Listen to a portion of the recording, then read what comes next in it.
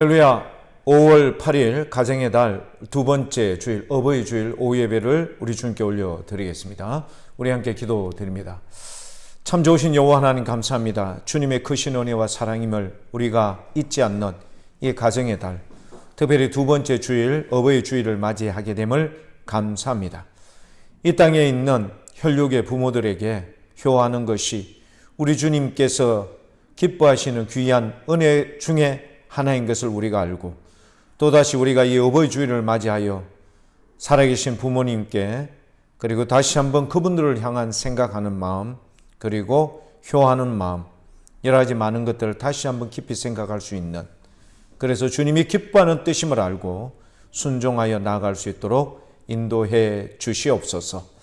오늘 이 예배를 주님 앞에 온전히 올려드리기를 원합니다. 성령 하나님 함께하여 주시고, 말씀을 전하는 자나 듣는 자 모두가 은혜 받게 하여 주시고, 특별히 예배에 참여하는 모든 자들에게 주님의 한량없는 은혜와 은총을 부어 주신 줄 믿고 감사드리며 예수님 이름으로 기도드립니다. 아멘. 예, 우리 함께 부르실 찬송은 교회 여러분 죄송합니다. 이번 주일날 원래 완성이 돼야 되는데 방송 시스템을 다 완성했는데 지금 아마 마지막 중간에 부분이 좀 문제가 있는 것 같아서 부득불 오늘 이번 주일까지 무반주로 그렇게 찬양을 하도록 하겠습니다. 우리 함께 부를 찬송은 90장 찬송 주 예수 내가 알기 전, 우리 함께 찬송 부르고 기도하고 말씀을 보도록 하겠습니다. 주 예수 내가 알기 전 날 먼저 사랑했네. 그 크신 사랑 나타나 내 영혼 거듭났네.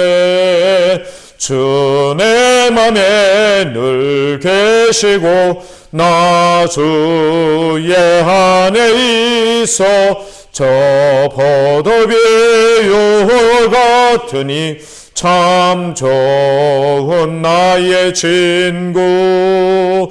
내 친구 대신 예수님 날 구원하시려고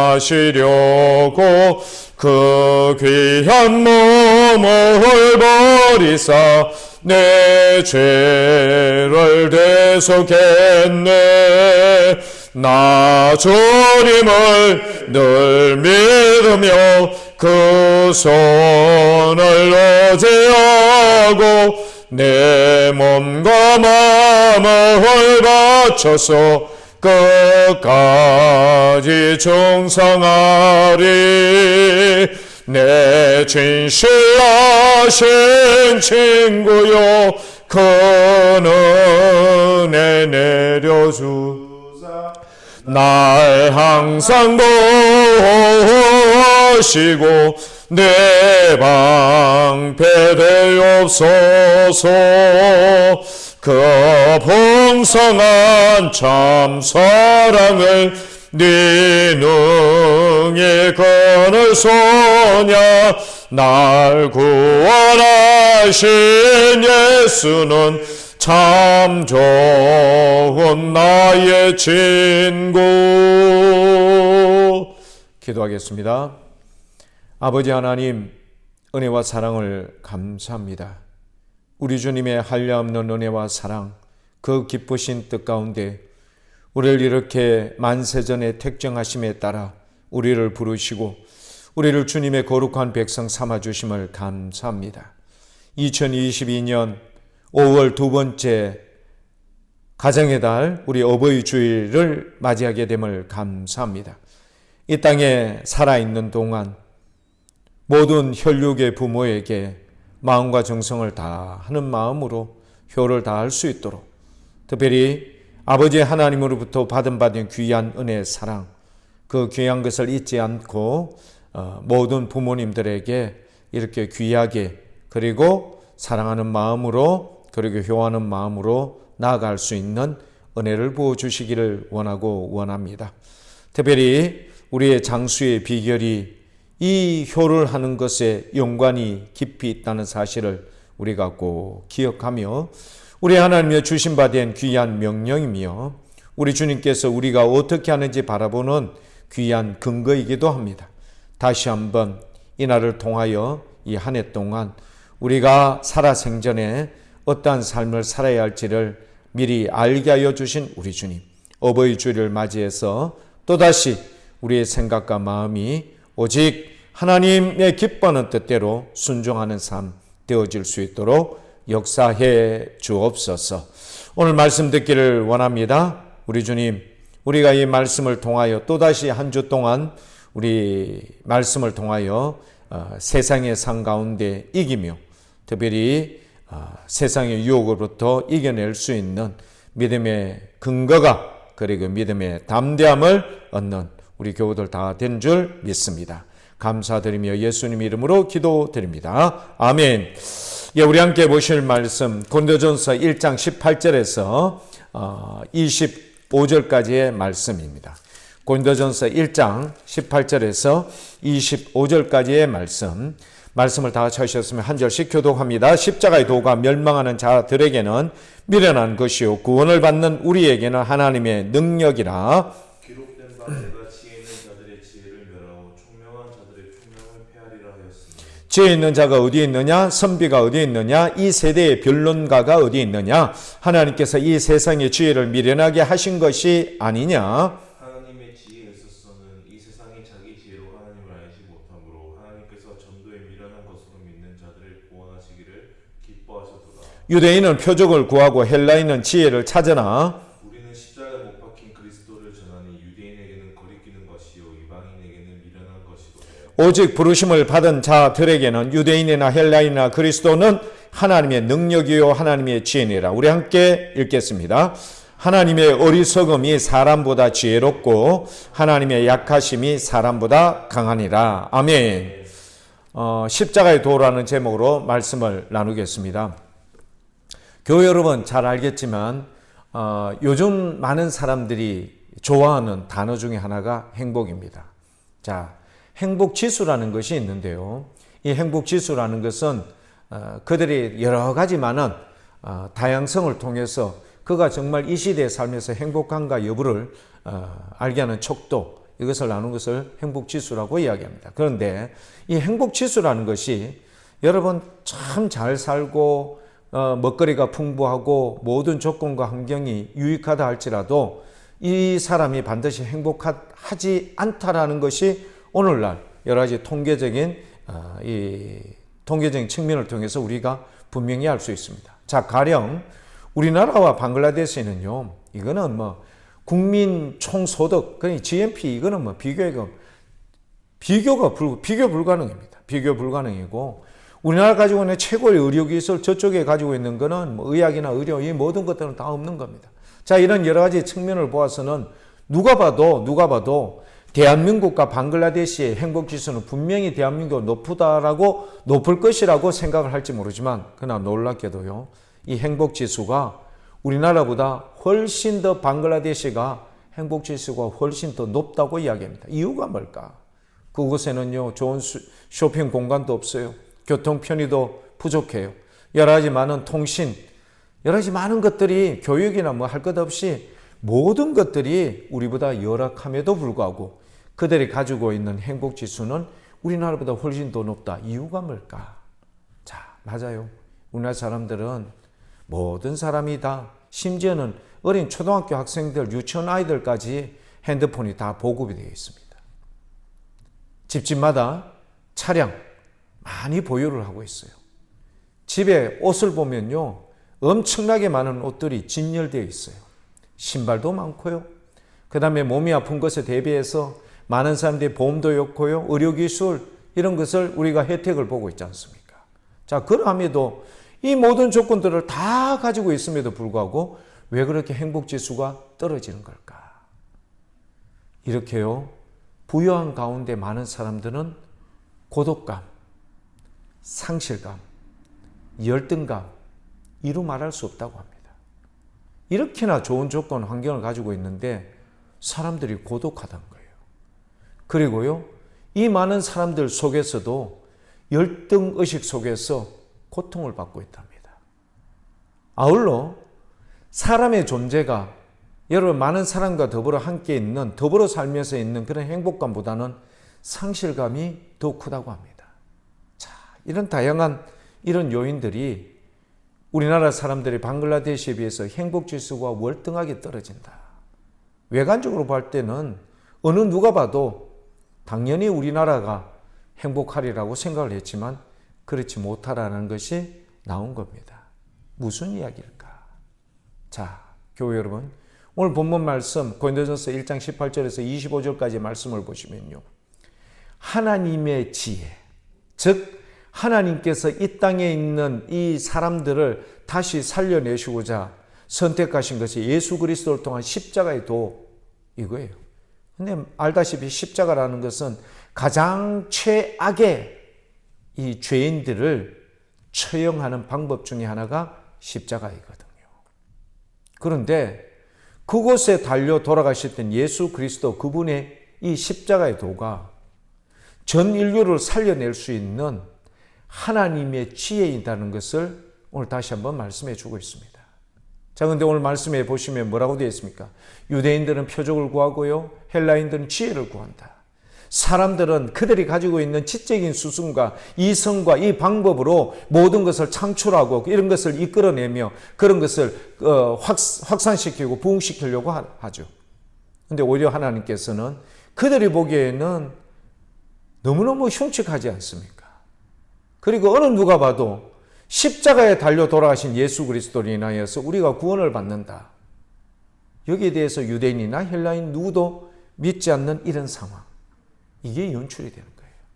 자, 그래서 오늘 말씀은 하나님의 지혜, 십자가의 도인 이 하나님의 지혜는 세상 사람들 보기에는 어리석고 미련하게 보이지만 누가 봐도 방글라데시 사람들, 여러분, 누가 봐도 열악해 보이고 행복하지 않을 것 같지만 오히려 이렇게 전 세계 G20 안에 들어있는 세계의 그런 리더십을 가지고 있는 대한민국 사람들보다 훨씬 더 행복하다. 아이러니한 표현이죠. 하지만 오늘 본문 말씀에 나온 그 내용, 십자가의 도가 이 모든 죄 가운데 있는 사람들을 살려낼 수 있는 은혜가 넘친다라는 사실을 우리에게 보여주고 있는 겁니다. 자, 교회 여러분, 요즘도 우리가 그런 표현들을 하지만 특별히 성경에도 그렇게 나오죠. 자, 하나님의 지혜가 세상 사람들 보기에는 도저히 이해하지 못하는 부분들이 많다. 자, 그런데요, 우리가 한 가지 사실만 돌아봐도 분명합니다. 우리나라 최고의 의료 기술을 가지고 있는 대표적인 병원이 하면은 삼성의료원입니다. 그리고 서울 아산재단의 아산병원이죠. 아산병원. 이런 병원에는요, 그러니까 전국에 있는 중환자들이 너나 나나 할 것 없이 그곳에 와서 제일 마지막 진료를 받기를 원하는 곳. 그러니까 이곳에서 진료해서 안 된다면 더 이상 포기할 수밖에 없는 그런, 그러니까 전 세계 의료 이런 부분에 있어서 가장 탑 부분에 위치할 수 있는 이런 병원에서조차에서도 요한복음 9장에 나타나는 날 때부터 소경된 자가 이야기를 했죠. 창세 이후로 날 때부터 소경된 자가 눈을 뜬 적이 없었다. 이때 성경 말씀 요한복음 아닙니까? 요한복음이 AD 한 90년경 이렇게쯤 된다면은 지금이 2022년이거든요. 약 한 2000년 채 되지는 않지만 2000년쯤 지난 이 시점에서도 날 때부터 소경된 자의 눈을 뜨게 할 수 있느냐? 삼성의료원의 진료를 해보십시오. 아산재단의 특진을 받아보십시오. 가능할까요? 불가능입니다. 결코 가능하지 않습니다. 교회 여러분, 이 그리스 사람들, 즉 헬라 사람들이 모여서 지혜를 구하였던 내용이 뭐냐? 궁극적인 목적이 뭐겠습니까? 바로 영생, 영원한 생명. 그러니까 미래에 대한 이런 것들입니다. 그들이 이런 것들에 대한 사람들의 관심이 얼마나 많았겠습니까? 그런데 돌아보시면은 우리가 보기에는 최고의 의료진이었던 이들에게도 예수님께서 실로암에 보내어서 눈을 뜨게 했던 그 자리에 눈을 어떻게 뜨게 하셨던가요? 그렇죠. 실로암에 가서 이 진흙으로 이겨져 있던 이 부분을 씻으라. 씻었더니 어떻게 되었던가요? 날 때부터 소경되어졌던 이 자의 눈을 뜨게 해주신 거예요. 예수님께서 공생의 기간 동안 많은 사람을, 죽었던 사람을 살리셨죠. 특별히 회당장 야이로의 딸, 12살 된 딸, 그 다음에 나인성 과부의 아들, 그 다음에 예수님이 그렇게 사랑했던 나사로, 뭐 이런 사람들입니다. 이런 사람들은 다 죽었어요. 회당장 야이로의 딸이 죽었다라는 것을 비웃었던 사람들의 의미가 뭐죠? 그렇죠. 그들이 여러분 회당장에게 보고하러 왔을 때는 이미 죽은 거예요. 나름대로 그들이 사망의 이 근거를 확인할 수 있는 걸 알고 지금 왔는데 예수님께서 잔다, 깨우러 간, 그 잔다라는 그 표현을 듣고 비웃었어요. 말도 안 되는 소리 하는데 우리가 분명히 죽은 걸 알고 이렇게 왔는데 어떻게 그것을 그렇게 비운다, 잔다라고 표현을 하는 걸까? 그리고 나인성 과부의 이 아들을 살려냄에 있어서 많은 이 장례의 행렬 중에서 어느 누구 하나 예수님께 나와서 이 여인의 절박함을 얘기하고 그리고 이 아들의 죽음에 대해서 애통해하는 사람이 한 명도 없었어요. 이유가 뭐죠? 이미 모든 상황이 끝났어. 그리고는 관에 이 아이를 넣어서 그 말하자면은 무덤 쪽으로 가고 있는 중 아니었습니까? 그러니 그 더 이상 여기에 대해서는 많은 사람들이 어떤 마음의 동기로도 예수님 앞에 나올 사람이 없었다는 것. 이유가 뭐죠? 이미 죽었다. 그래서 마르다도 그렇게 표현을 하죠. 예수님께서 나사로 있는 곳을 한번 가보자. 주님, 이미 그곳에 들어간 지 오래되었습니다. 그리고 살이 썩어서 냄새가 날 터인데 굳이 이런 일을 하실 이유가 뭐가 있습니까? 마르다가 그런 표현을 했어요. 그러나 예수님께서는 네가 나를 믿으면 참 놀라운 것을 보게 될 것이다. 예수님께서 죽은 나사로를 부르시는 그 명령에 따라서 나사로가 어떻게 해요? 무덤에서 나오는 기적을 바라볼 수 있는 겁니다. 자, 교회 여러분 생각해 보세요. 하나님, 우리는요, 많은 사람들이 어떤 시대에 살고 있는가 하면은 우주선을 타고 우주를 향하여 사람들이 가고요. 우주 공간에서 생활하고요. 그러니까 이런 첨단의 시대에 우리가 살고 있어요. 그러니까 지구의 정반대 쪽에 있는 사람들과 카카오톡을 동시적으로 여러분 두 사람이 마치 바로 옆에 있는 위치에 있는 사람들처럼 그렇게 통화가 가능한 겁니다. 오늘 시대가 어떤 시대인지 여러분 알고 있지 않습니까? 그러나 가장 중요한 것은 이렇게 발전된 문명과 문화 속에 살고 있으면서도 우리는 행복하지 않아요. 고독하고요. 상실감을 느끼고요. 열등한 의식 속에서 그렇게 여러분 이렇게 살아가고 있는 게 현대인들의 모습이에요. 정신질환은요, 가면 갈수록 늘어나요. 그래서 예전에는 그렇게 드문드문 있었던 이 신경정신과가요, 요즘은 심심찮게 보이는 거예요. 그만큼 고령화 시대에 많은 젊은이들이 이런 현대가 주는 이런 고도의 문화 속에서 말하자면 영혼의 비폐함을 느끼고 괴로워하고 고통스러워 한다는 겁니다. 많다는 거죠. 자, 이런 상황 속에서 우리는요, 영혼에 대한 이것, 어떤 방법을 구할까요? 유대인들은 표적을, 헬라인들은 지혜를 구하죠. 근데 이게 가능하던가요? 그렇죠. 그들이 아무리 표적을 구하고 그들이 아무리 지혜를 구하지만 그것으로서는 결단코 이런 생명의 길, 영혼의 길, 이런 길에 이룰 수가 없다는 사실을 오늘 분명히 말해주고 있습니다. 하지만 그러나 이 하나님께서 우리에게 주신 바 된 십자가의 도가 이런 문제를 어떻게 한다? 해결해 주신다. 놀랍지 않습니까? 우리가 보기에는 너무 초라해 보여요. 우리가 증거하는 세상 사람들이 그 하는, 말하자면 전도할 때 우리가 말하는 십자가. 이 십자가가 뭐냐? 사형수들이 달려 있었던 사형의 방법이다. 그것에 달려 죽었는데 그게 우리에게 무슨 유익을 줄 수 있느냐? 현대에 사는 이런 최첨단의 시대에 살고 있는 우리에게 무슨 유익을 줄 수 있겠느냐? 제 앞에서도 전술해 드렸지만 이런 최첨단의 현실 속에서 살고 있는 우리가요.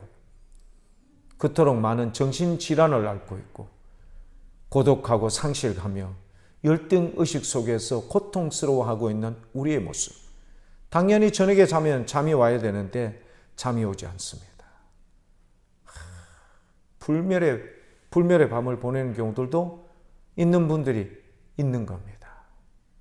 약을 먹지 않고서는 이 어려움을 극복할 수 없는 경우도 있어요. 자, 이런 험난한 시대, 저와 여러분들이 오늘 다시 한번 생각하고 지향하고 바라보아야 될 게 뭐냐? 맞죠.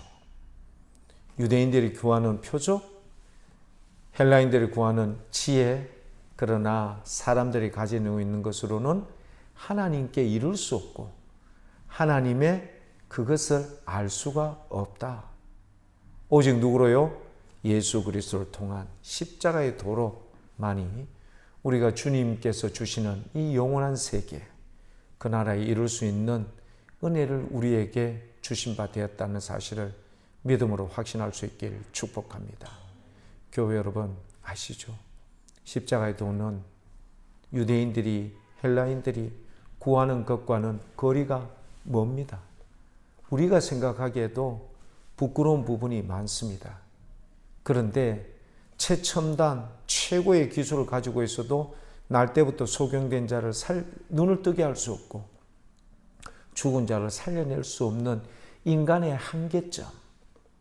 한계점이죠.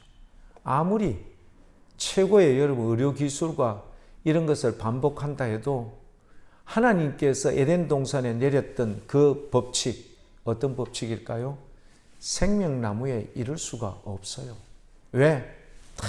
화영검이 생명나무를 돌고 있기 때문에 그 어떤 방법으로도 나갈 수가 없어요. 아무리 유전자 공학에 따라서 우리가 뭔가를 한다고 해도 코로나에 대처를 한다고 해서 백신 이렇게 맞고 하지만 백신 피해자 입은 사람이 얼마나 많습니까? 오늘 뉴스에도 보니까 백신 피해를 입은 사람들이 항의하면서 뭐 그렇게 백신을 맞으라고 이야기했던 뭐 대표적인 네 명의 이름을 제가 표현하기는 힘들지만 이런 사람을 고발하고 고소를 했더구만요. 자, 이게 바로 인간의 한계점입니다. 그러나 저와 여러분 오늘 이 시간 우리가 분명히 알 수 있는 것, 예수 그리스도. 그분은요, 시대가 아무리 발전한다 해도, 아무리 세상의 문화와 문명이 그렇게 창궐한다 해도, 진리는, 빛은 오직 예수 그리스도 한 분밖에 없습니다. 이 사실을 믿기를. 그래서 어리석은 세상 사람들이 보기에는 미련하게 보이고 어리석어 보이는 이 십자가의 도를 믿는 자가 진리 가운데 거한다는 사실을 약속해 주심을 굳게 믿고 오늘도 저와 여러분 믿음 안에서 꼭 예수님과 동행하는 에녹 같은 인생 될 수 있길 축복합니다. 기도하겠습니다. 아버지 하나님 은혜와 사랑을 감사합니다. 우리가 이 시대에 살면서 얼마나 이율배반적인 여러 가지 많은 앞뒤가 맞지 않는 부분들을 만나는 경우들이 많습니다. 최고의 의료기술, 하지만 반드시 한계점이 있었습니다. 아버지 하나님, 돈이나 이런 모든 것으로 다 살 수 있는 것 같이 여겨졌지만 그러나 잠은, 행복은, 감사는 결단코 살 수가 없습니다. 우리 주님, 우리가 이 사실을 알고 있기에 겸손할 수밖에 없습니다. 주님께로부터 오는 이 평안의 잠, 평안함, 그리고 행복함, 감사, 이 모든 것은 우리 주님으로부터 오는 주님의 풍성한 은혜와 사랑 선물입니다.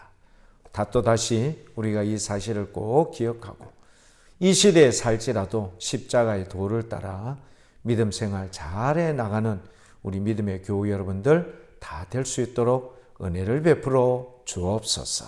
감사드리며 예수님 이름으로 기도드립니다. 아멘. 감사합니다. 우리 말씀을 생각하면서 부르실 찬송 91장 찬송입니다. 91장 슬픈 마음 있는 사람, 우리 함께 찬송 부릅니다. 슬픈 마음 있는 사람, 예수 이름 믿으면 영원토록 변함없는 기쁜 마음 얻으리. 예수의 이름은 세상의 소망이요, 예수의 이름은 천국의 기쁨일세. 거룩하신 주의 이름 너의 방패 삼으라. 환난 시험 당할 때에 주께 기도드려라. 예수의 이름은 세상의 소망이요, 예수의 이름은 천국의 기쁨일세. 존귀하신 주의 이름 우리 기쁨 되도다. 주의 품에 안길 때에 기뻐 찬송 부르리. 예수의 이름은 세상의 소망이요, 예수의 이름은 천국의 기쁨일세. 우리 갈 길 다간 후에 보좌 앞에 나아가 왕의 왕께 경배하며 멸류관을 누리리. 예수의 이름은 세상의 소망이요, 예수의 이름은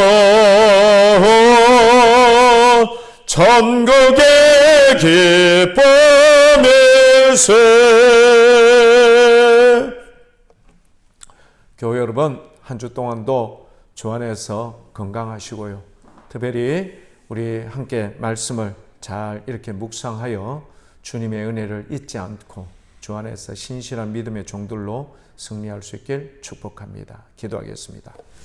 지금은 우리 주 예수 그리스도의 은혜와 아버지 하나님의 만극하신 사랑과 성령 하나님의 위로교통 역사 충만하심이 우리 주님, 유대인은 표적을, 헬라인은 지혜를 구하지만 오히려 그들이 보기에 미련하며 어리석어 보이는 십자가의 도가 우리의 참된 구원이며 진리이며 빛이신 우리 주님이심을 알기에 주님 겸손할 수밖에 없습니다. 우리가 가지고 있는 세상의 모든 것들 주님 앞에 겸손히 내려놓고 말씀이신 진리이신 우리 주님으로 말미암아 우리의 영원한 생명을 얻을 뿐만 아니라 우리의 삶 속에 행복, 감사, 기쁨, 평안을 누리기를 원하는 사랑하는 교우들 그 머리 위에 지금부터 영원토록 함께 하시기를 간절히 축원하옵나이다. 아멘. 감사합니다. 여러분 한 주 동안도 주 안에서 꼭 승리할 수 있길 축복합니다. 감사합니다.